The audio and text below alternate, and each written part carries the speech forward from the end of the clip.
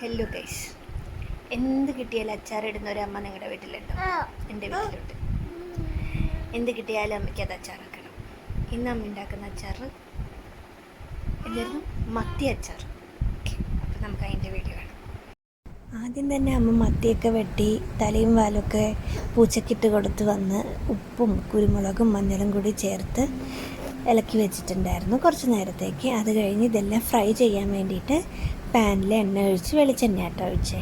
അത് കഴിഞ്ഞ് വെളിച്ചെണ്ണ ഒഴിച്ചു അതിലേക്ക് ഓരോ മീനായിട്ട് ഇട്ട് കൊടുക്കുകയാണ്. അത് നന്നായിട്ട് അത്യാവശ്യം വലിയ കറുമുറാന്ന് മൊരിയണ്ട, എന്നാൽ അത്യാവശ്യം മൊരിഞ്ഞ് കഴിയുമ്പോഴത്തേക്ക് അത് നമ്മളെടുത്ത് മാറ്റി വെക്കണം.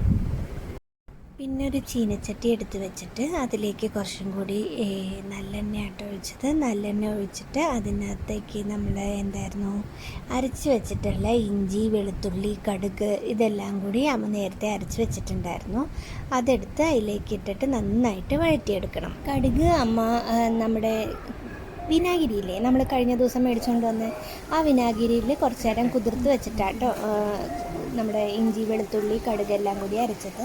എണ്ണ തെളിഞ്ഞ് വരുമ്പോഴത്തേക്ക് നമ്മളതിലേക്ക് ഇഞ്ചി, വെളുത്തുള്ളി, പച്ചമുളക് വേറെയും കുറച്ചും കൂടി എടുത്തിട്ട് അരിഞ്ഞിടണം കേട്ടോ. നേരത്തെ ചതച്ചല്ലേ ഇട്ടത്, ഇപ്പം നമ്മളത് അരിഞ്ഞിടണം. എന്നിട്ട് അത് നന്നായിട്ട് മൂപ്പിക്കണം.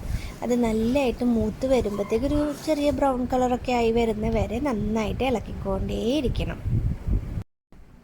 അത് കഴിഞ്ഞ് ആ തെളിഞ്ഞ് വഴണ്ട് വന്ന ഇതിലേക്ക് നമ്മൾ കുറച്ച് കായപ്പൊടി ഇട്ട് കൊടുക്കുന്നുണ്ട്. എല്ലാം ആവശ്യത്തിനുള്ളതാട്ടോ.